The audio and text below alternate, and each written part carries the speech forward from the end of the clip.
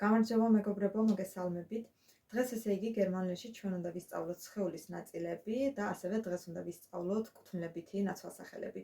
მოდით ჯერ პირველ რიგში ვისწავლოთ სხეულის ნაწილები და მერე გადავიდეთ კუთვნილებით ნაცვალსახელებზე. ესე იგი თვალი გერმანულად არის das Auge. Das Auge თვალი, მრავლობითში თვალები არის die Augen. Die Augen. ცხვირი ეს არის die Nase. Die Nase. Tma, das Haar. Das Haar. Tavi, der Kopf. Der Kopf. Piri, der Mund. Der Mund.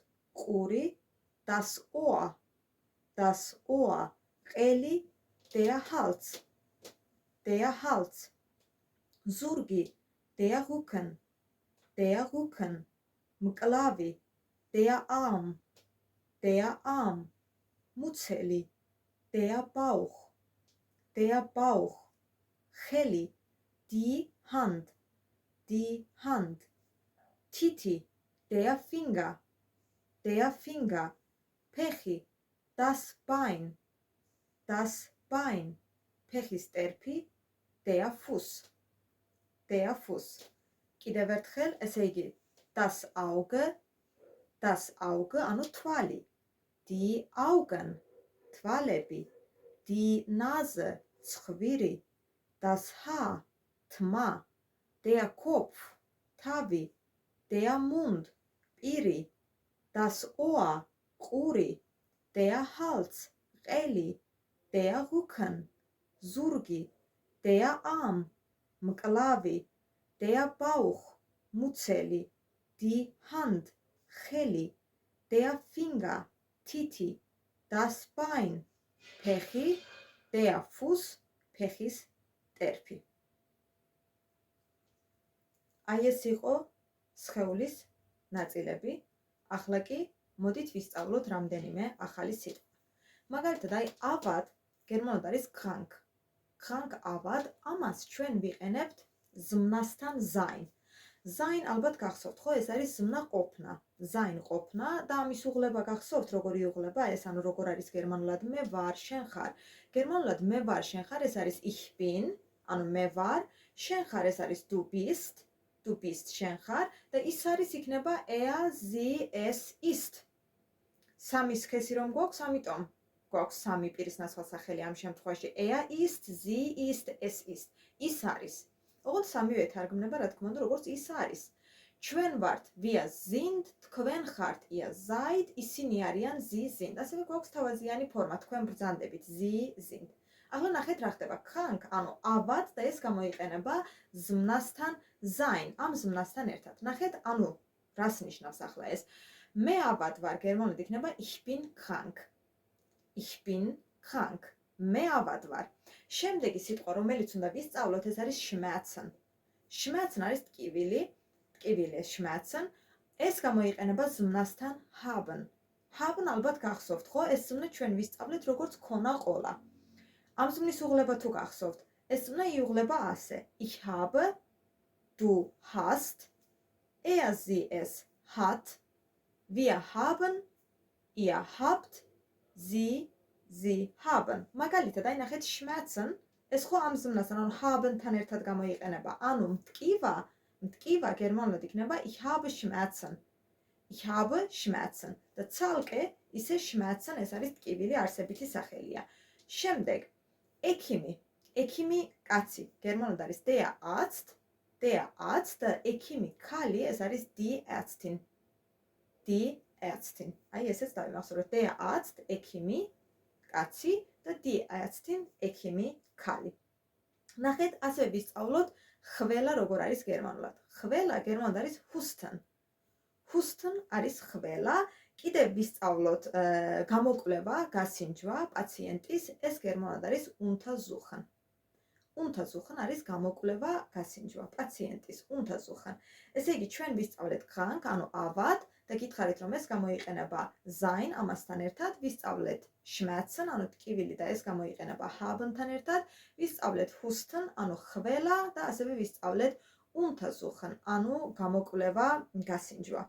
ესე იგი, ახლა კი მოდით გადავიდეთ კუთვნილებით ნაცვალსახელებზე, რადგან წეღან გითხარით, რომ დღეს მარტო სხეულის ნაწილებს კი არა, ასევე ვისწავლით კუთვნილებით ნაცვალსახელებს. სანამ კუთვნილებით ნაცვალსახელებზე გადავალთ, მანამდე მოდით გავიხსენოთ პირის ნაცვალსახელები. პირის ნაცვალსახელები, ესე იგი მე გერმანულად ეს არის ich. Ich მე, შენ გერმანულად ეს არის du შენ და ის გერმანულად არის er, sie, es. Er ვიცით რომ მამრობითი სქესია, sie მდედრობითი სქესია და es საშუალო სქესია.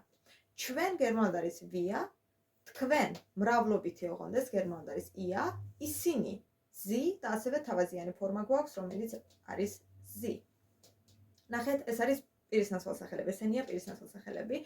Ich, du, er, sie, es, wir, ihr, sie, sie.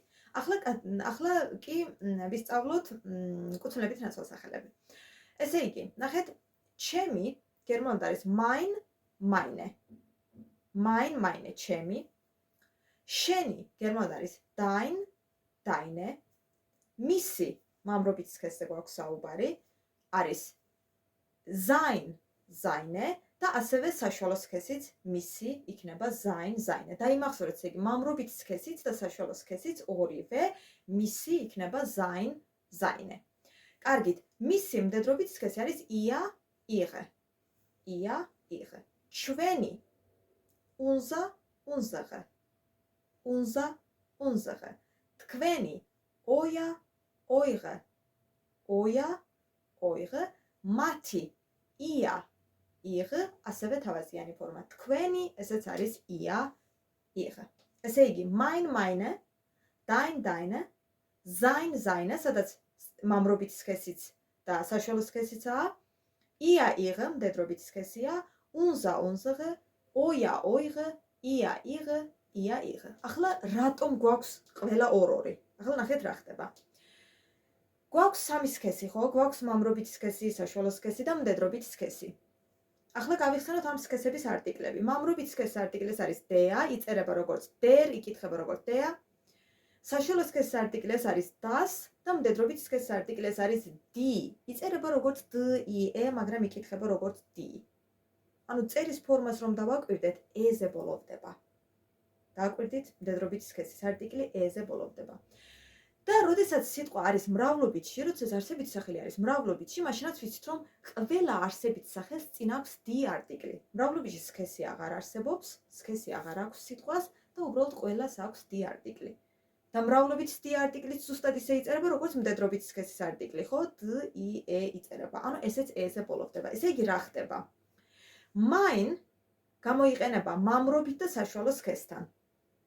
და meine გამოიყენება მდედრობითთან და მრავლობითთან. ეს კიდე ვიცით როგორ შეგიძლიათ დაიმახსოვროთ, ნახეთ, მდედრობითის არტიკლიც და მრავლობითის არტიკლიც ორივე e-ზე ბოლოვდება. წერის ფორმას დააკვირდით. წერის ფორმას დააკვირდით, ორივე e-ზე ბოლოვდება და meine ესეც ხო e-ზე ბოლოვდება. ამასაც e დაემატა, მოდით ასე ვთქვათ, ხო? mein ხო იყო ჩემი და გახდა mein e დაემატა. აი ამით. ესე იგი meine გამოიყენება მდედრობითთან და ასევე მრავლობითთან. ყველა mein, dein, sein, ihr, unser, euer, ihr, ყველა ეს, აი ნახეთ, არც ერთი არ ბოლოვდება e-ზე. არც ერთს არ აქვს ბოლოში e. ყველა ეს გამოიყენება მამრობითთან და საშუალო სქესთან. მაგრამ ახლა e რო დავუმატოთ ყველა ამ კუთვნილებით ნაცვალსახელს. meine, deine, seine, ihre, unsere, eure, ihre, აი ყველა e-ზე ხო ბოლოვდება, ყველას e დაემატა.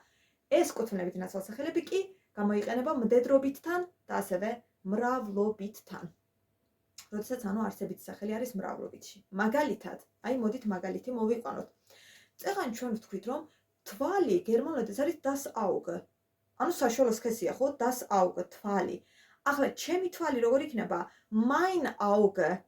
mein უნდა გამოვიყენოთ, რადგან თვალი არის საშუალო სქესი და მე თქვენ გითხარით, რომ საშუალოსთან და მამრობითთან უნდა გამოვიყენოთ mein.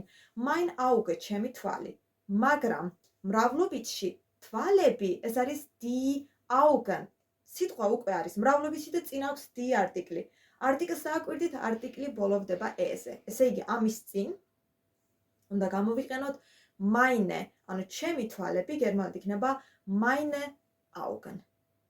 meine Augen, ჩემი თვალები. ან ფეხი, der Fuß, მამრობითი სქესია, ხო? Der Fuß, მამრობითი სქესია, ამის წინაც უნდა გამოვიყენოთ mein Fuß, ჩემი ფეხი. ხო? ან ხელი, die Hand, ეს არ არის მრავლობითი, ხელი, ეს არის მდედრობითი სქესი. Die Hand, ხელი, ამასთანაც meine უნდა გამოვიყენოთ. Meine Hand, ჩემი ხელი. აი ასე გამოიყენება კუთვნილებითი ნაცვალსახელები.